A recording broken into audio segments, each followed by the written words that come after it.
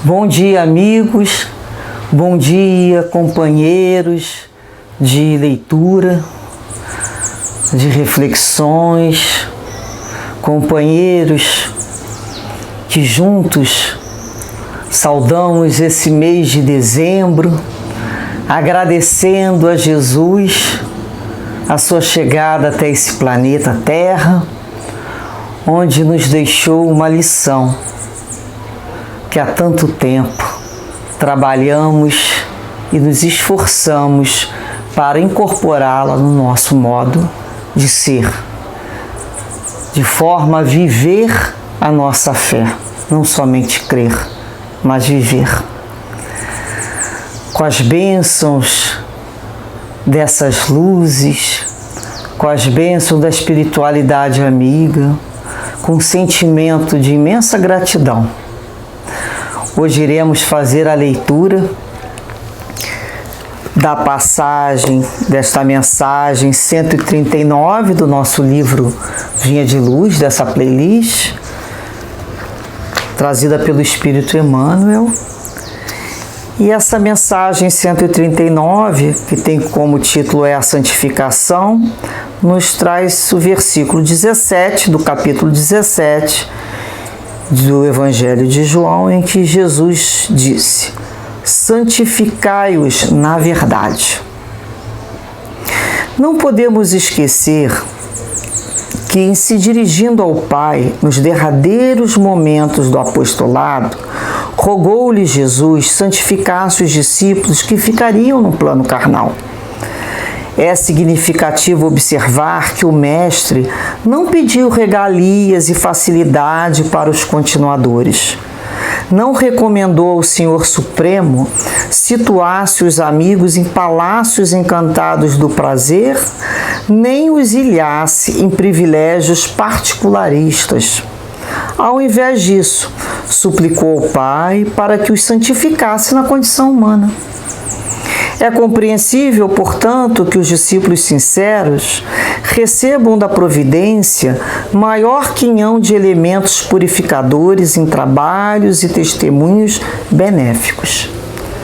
Na Terra, quase sempre o dever e a responsabilidade parecem esmagá-los. No entanto, a palavra do Evangelho é bastante clara no terreno das conquistas eternas. Não nos referimos a recompensas banais de periferia. Destacamos o engrandecimento espiritual, a iluminação divina e a perfeição redentora, inacessível ainda ao entendimento comum. Em verdade, o Senhor anunciou sacrifícios e sofrimento aos seguidores, acentuando, porém, que não os deixaria órfãos. Seriam convocados a interrogatórios humilhantes, contudo não lhes faltaria sublime inspiração. Seriam atribulados, mas não angustiados, perseguidos, mas nunca desamparados. Receberiam golpes e decepções, mas não lhes seriam negados a esperança e o reconforto. Suportariam a incompreensão humana, todavia os desígnios superiores agiriam em favor deles. Sofreriam flagelações no mundo e, no entanto, suas dores abasteceriam os celeiros da graça e da consolação para os aflitos. Muita vez participariam dos últimos lugares entre as criaturas terrestres para serem dos primeiros na cooperação com o divino trabalhador. Seriam detidos nos cárceres, mas disporiam da presença dos anjos sob cânticos de glorificação. Carregariam cicatrizes por sinais celestes. Tolerariam sarcasmo em honroso serviço à verdade. Perseguidos e torturados, representariam as cartas palpitantes do Cristo à humanidade. Servos sofredores e humilhados no campo carnal marchariam assinalados por luz imperecível. Escalariam calvários de dor, suportando cruzes, encontrando, porém, a ressurreição coroados de glória. Efetivamente, pois, os colaboradores do Evangelho são, de modo geral, anônimos e desprezados nas esferas convencionalistas da terra. Todavia, para eles, repete o Mestre em todos os tempos as sublimes palavras: sois meus amigos, porque tudo quanto ouvi de meu Pai vos dei a conhecer. Que mensagem consoladora! Percebemos aqui um Mestre com os seus discípulos no cuidado contínuo de amor. Ele, nos últimos instantes dele, ele pede ao Pai pelos outros que não sabem o que fazem, né? Nós vamos ver o tempo todo Jesus, nesses últimos momentos, lembrando dos outros, e como não ia lembrar daqueles que o de perto o seguiam. Como iria esquecer a qual, né, ele dividiu o banquete celestial, não só o pão material, mas o pão divino, aquele que ele junto comungou as verdades mais celestes. Então ele conversa com Deus, com o Pai. Ele não pede ali que aqueles seus continuadores da Boa Nova, que iriam levar a sua palavra, recebessem um tapete vermelho e palácios. Nada disso, nada de questões periféricas, e nem que fosse retirado nenhum problema assim não. Ele pediu apenas para que o santificasse na condição humana. Repara, santificar na condição humana, muita gente pode pensar, mas se ele é humano, como é que ele vai ser santificado? É o Espírito.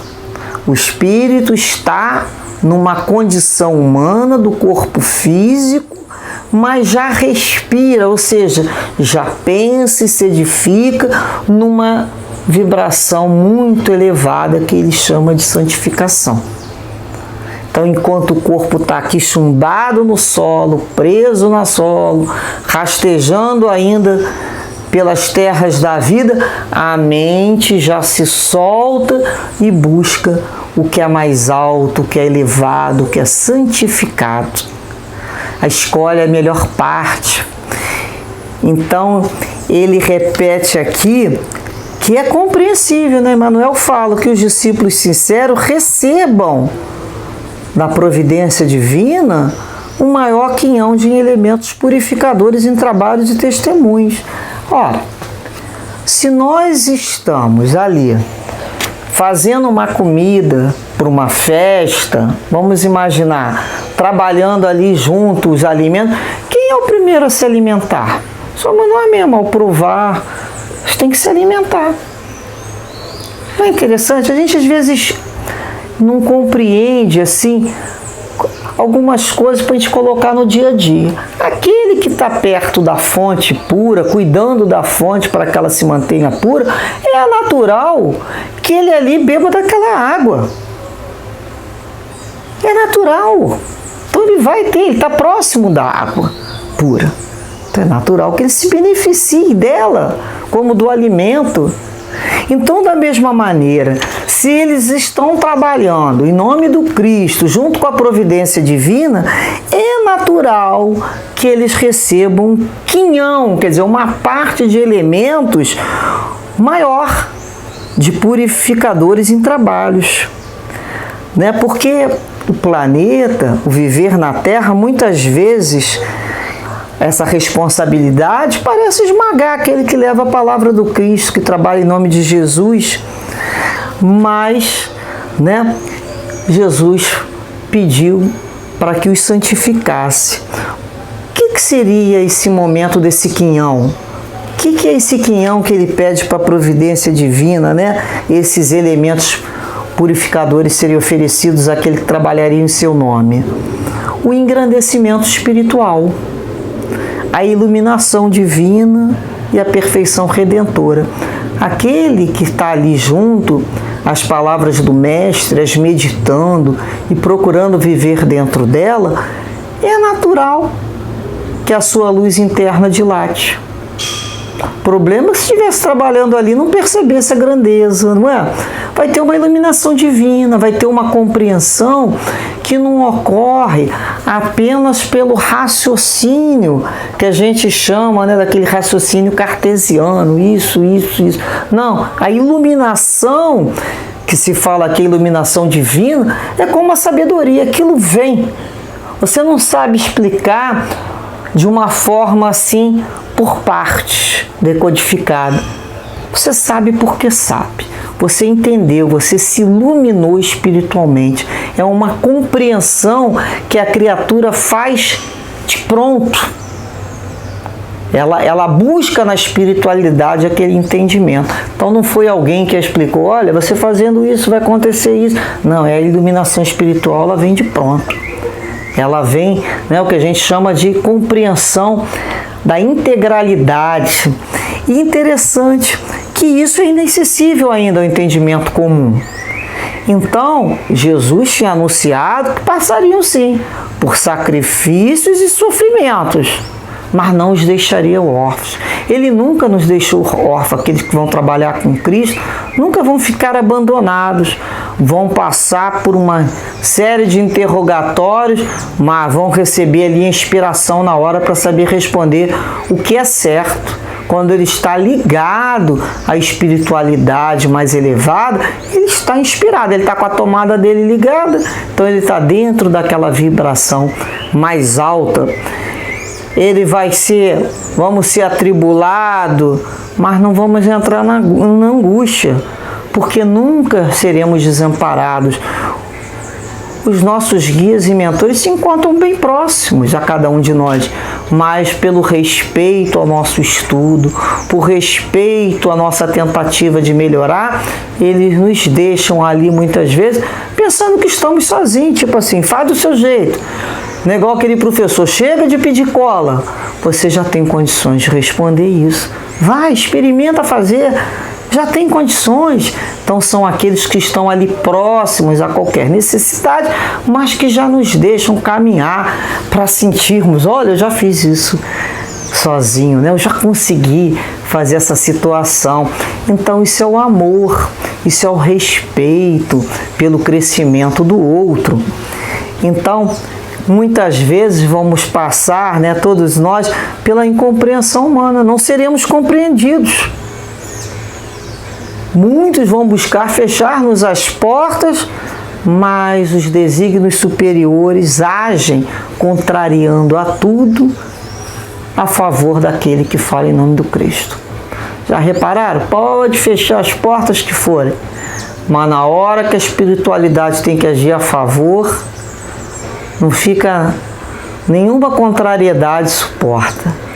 As portas vão sendo abertas, nós vamos percebendo que, né, que a história de Paulo e de Pedro, quantas vezes no cárcere, os cárceres foram abertos para que eles fossem retirados sob o cântico da glorificação e carregando cicatrizes por sinais celestes. As cicatrizes da vida, as marcas, as dores daqueles que souberam resistir, daqueles que ficaram firmes e não se acovardaram diante dos seus testemunhos. Vai passar por sarcasmos, mas se calam e oram pela insensatez do outro, pela inconsciência do outro, pela imaturidade do senso moral que o outro ainda se encontra. Já se olha o outro como um adoentado espiritual, uma criança, num corpo grande, que ainda precisará de muito tempo reencarnatório para fazer determinadas compreensões e ter discernimentos apropriados.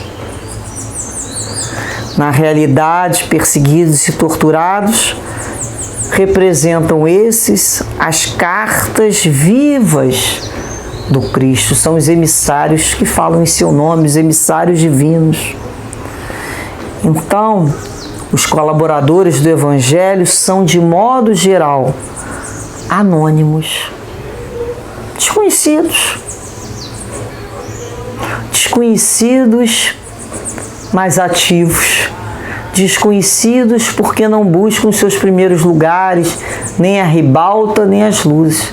Seus trabalhos são trabalhos muitas vezes silenciosos, firmes e perseverantes,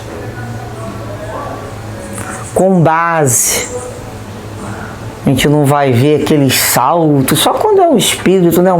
Aquela que já chega com aquela constelação toda. O maior são espíritos que estão ali sempre firmes com Cristo, trabalhando ali, né? Atrás dos bastidores, ajudando, colaborando, servindo de degrau para que o outro suba, se abaixando para que o outro se erga. E a gente vai ver, né, que na esfera da Terra, que é cheia de convenções, são muitas vezes desprezados, porque não possui aquele marketing, né, não trazem aquela assinatura do momento da passagem. Vão ser esquecidos, mas no momento trabalharam em nome de Jesus. A gente vai lembrar desses discípulos e a gente vai lembrar as sublimes palavras de Jesus em todos os tempos.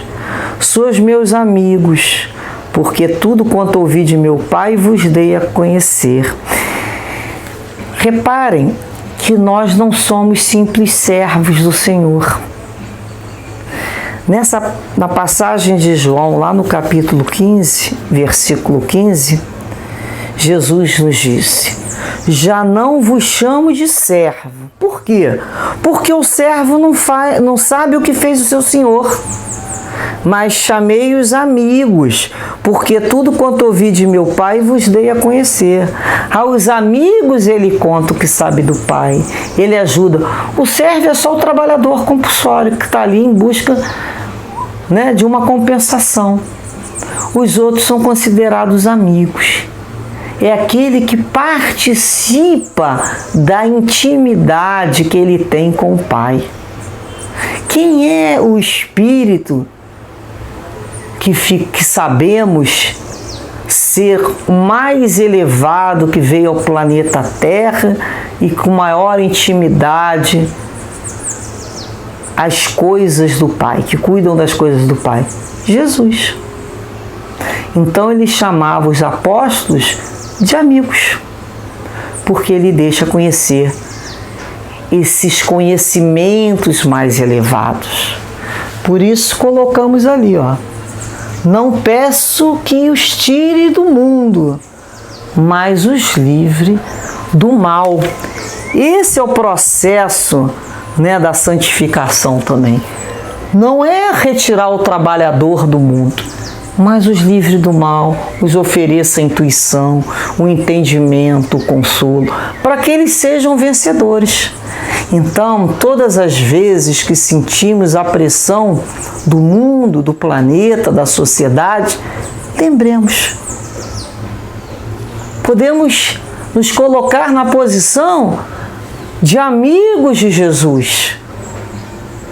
Amigos, verdadeiros amigos, que ele pediu para que viesse em seu nome, fazer um pouquinho que fosse, da forma mais simples, com a certeza que nunca estaríamos abandonados. Não precisamos ser tirados do mundo, porque precisamos aprender no mundo. O mundo ainda é a nossa escola, mas que nos livrasse do mal que nos espreita através da oração, através da iluminação espiritual, através da intuição. Quantas vezes nos vimos em situações de verdadeiras armadilhas do mal, mas sentimos ali a presença dos guias e mentores. No momento que fecha uma situação, outras se abrem, outras esperanças nos chegam e aquela voz no nosso interior: prossiga, estou junto a ti. Dessa maneira, companheiros, que possamos nos unir como amigos de Jesus nesse mês em que celebramos a sua chegada ao planeta. Que possamos, do fundo da nossa alma, dizer: Jesus, nos transforme em seus amigos. Que o nosso coração trabalhe com uma amizade verdadeira e sincera para colaborarmos na obra de Deus. Envolvidos por essa luz maior que nos chega a todos aqueles que buscam Cristo, desejamos muita paz, muita esperança, boas intuições e força para retirar as pedras do caminho e prosseguir com a certeza que Jesus está adiante a nos aguardar. Que a nossa família seja envolvida, os nossos amigos e familiares, assim como tantos outros espíritos que ainda possuem tantas dificuldades, para que os seus corações sejam preenchidos dessa luz, e tantos outros espíritos que nem conhecemos pelo nome, mas sabemos que ainda são tão necessitados de um momento de paz e de um momento de harmonia com o amigo Jesus. Muita paz aos vossos corações. Graças a Deus.